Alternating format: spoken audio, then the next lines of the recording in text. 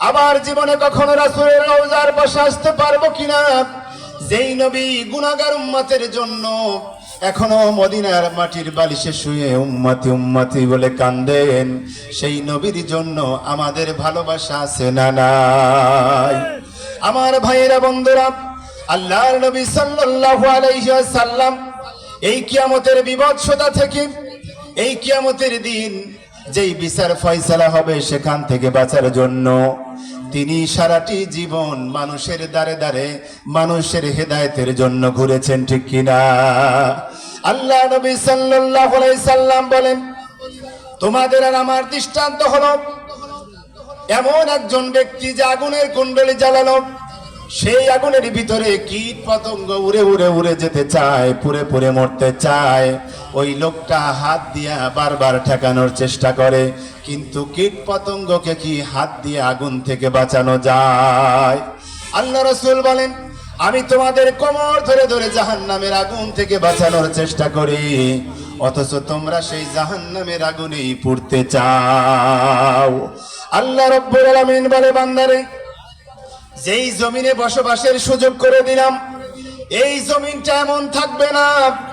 কিয়ামতের দিন এই জমিনের পরিস্থিতি কি হবে, আসমানের পরিস্থিতি কি হবে? আল্লাহ রাব্বুল আলামিন বলেন, আসমানটা দেখছো তোমরা, এই আসমানের দিকে তাকায় দেখো, আসমানের কোথাও কোনো ছিদ্র নাই, কোথাও সৃষ্টির কোনো ত্রুটি নাই। ফারজি'ল বাসারা কাররাতাইন ইয়ানকালিব ইলাইকাল বাসারু খাসিয়াও ওয়া হুয়া হাসীর।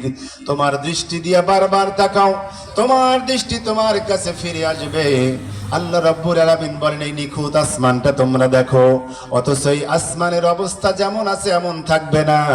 কিয়ামতের দিন আকাশের অবস্থা কি হবে? আল্লাহ তাআলা সূরা ইনফিতারে বর্ণনা করেছেন, ইযাস সামাউ ফাতারাত ওয়া ইযাল কাওয়াকিবু তাসারাত ওয়া ইযাল বিহারু ফুজ্জিরাত। আল্লাহু আকবার। আল্লাহ তাআলা বলেন, যেই দিন আসমান ফেটে চৌচির হয়ে যাবে, ওয়াইজাল কাওয়াকিবু তাসারাত, আসমানে যত নক্ষত্র রাজি আছে সব নক্ষত্র খসে খসে পড়ে যাবে। আল্লাহ তাআলা বলে, বান্দা, ওই আসমানের রংটা তোমরা তাকায় দেখো, কখনো সাদা, কখনো মেঘলা, আবার কখনো তোমরা দেখো হালকা নীল আকাশ। অথচ কিয়ামতের দিন যখন কিয়ামত শুরু হয়ে যাবে, আকাশের রংটা কেমন হবে?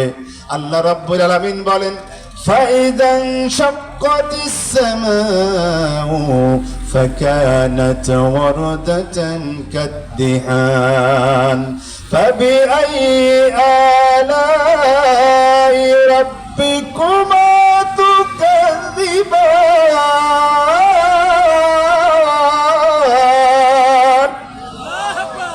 আল্লাহ তাআলা বলে, বান্দা, فَإِذَا انشَقَّتِ السَّمَاءُ فَكَانَتْ وَرْدَةً كَالدِّهَانِ। তোমরা যে আসমানটা দেখো, এই আসমানের অবস্থা কি হবে? যাদের গায়ের রং সাদা, তাদের গায়ের রং সাদা, গায়ে যদি কোনো আঘাত লাগে রক্তের মতো লাল হয়ে যায়, আল্লাহ বলেন আসমানটা যেদিন ফাটা শুরু করে দিবে, ওই দিন গোটা আসমানটা রক্তিম বর্ণ ধারণ করবে। পড়ি আল্লাহু আকবার। আল্লাহ বলে, বান্দা, যেই জমিনে বসবাস করো, এই জমিনটা এমন থাকবে না। আল্লাহ তাআলা বলেন, ইযা যুলজিলাতিল আরদু জিলজালাহা ওয়া আখরাজাতিল আরদু আসকালাহা। আল্লাহ বলেন, এই পৃথিবী এমন ভাবে প্রবল ভাবে ঝাঁকুনি দিবে, ঝাঁকুনি দেওয়ার সঙ্গে সঙ্গে এই পৃথিবী ফেটে যাবে। পৃথিবীর ভূগর্ভস্থ এর পেটের ভিতরে যা আছে সব উদ্গীরণ করে দিবে, সব বের করে দিবে। সেই দিন মানুষেরা বলবে, ওয়াকালাল ইনসানু মা লাহা। সেদিন লোকেরা বলবে, হ্যাঁ, এটা কি হলো? আল্লাহ রাব্বুল আলামিন বলেন, বান্দারে, যেই সোনার জন্য, যেই রূপার জন্য, যেই চাঁদির জন্য, যেই তেলের খনি, গ্যাসের খনির জন্য লোকে লোকে মারামারি আছে না নাই? দেশে দেশে মারামারি, বোমা হামলা, নানান রকমের বিপদ আপদ, পৃথিবী জুড়ে সংঘাত, সহিংসতা। আল্লাহ রাব্বুল আলামিন বলে, বান্দারে, ওই দিন চোখের সামনে ভূগর্ভস্থ যা আছে সব বের করে দিবে। বলেন সুবহানাল্লাহ। এখন বিবাহ করলে বিবাহে স্ত্রীকে কি দিতে হয়? জোরে বলেন কি দিতে হয়? মোহরানা। যদি হাত তুলতে বলি যে মোহরানা কারা কারা দিছেন, ঝামেলা আছে না নাই? বলে যে হুজুর কাম সারছি কিভাবে? বাসর রাতে বউয়ের কাছে গিয়ে বলছি, দেখো আমি যেই চালান নিয়ে বিয়ে করছি, তোমার যেই মোহরানা ধার্য করছে এটা দেওয়া আমার পক্ষে সম্ভব নয়। তুমি যদি মাফ করো তাইলে আমাদের দুইজনের দেখা হবে, না হলে যে কয়দিন টাকা গোছাতে না পারি এ কয়দিন তোমার সাথে আর আমার দেখা হবে না। তাহলে এখন যদি এক ভরি সোনার গহনা দেওয়ার জন্য যদি চুক্তিবদ্ধ হয়, মোহরানা নির্ধারিত হয়, একজন যুবক 2 লক্ষ 2.5 লক্ষ টাকা দিয়া স্ত্রীকে সোনার একটা গহনা দিবে, এটা একটা দুঃস্বপ্নের মতো কথা, বলেন ঠিক কিনা? স্ত্রীর কাছে যেই যুবক যদি 2, 4, 5 ভরি সোনার গহনা দিয়া স্ত্রীকে প্রথম রাতে বরণ করে নেয়, স্ত্রী মনে করবে আহারে আমার কি সম্রাট শাহজাহানের সাথে বিয়ে হলো, ঠিক কিনা? কিন্তু যখন মাথা নিচু করে একটু ধীরে ধীরে আগে যায়, বলেন নইরে আমার মুখে সম্ভব না, মাফ করে দেন। জোরে বলেন ঠিক কিনা? মাফ যদি করে দাও তাহলে দেখা হবে, না হলে নাই।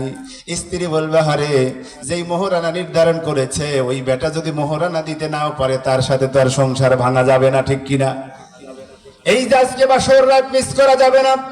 বললে প্রাণের স্বামী আপনার জীবন আমার জীবন একত্রে থাকবে, আপনার সম্পদই আমার সম্পদ, আমার যা কিছু মোহরানা ছিল সব ছেড়ে দিলাম, কথা বলেন ঠিক কিনা?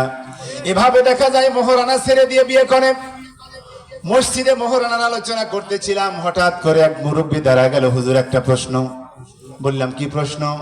বলে প্রশ্ন হলো যদি বাসর রাতে মোহরানা মাফ করে দেয় আর 7 দিন পরে যদি মোহরানা পুনরায় দাবি করে, তাহলে বলেন ওই বিয়ের কি ফয়সালা হবে, ওই মোহরানার কি ফয়সালা হবে?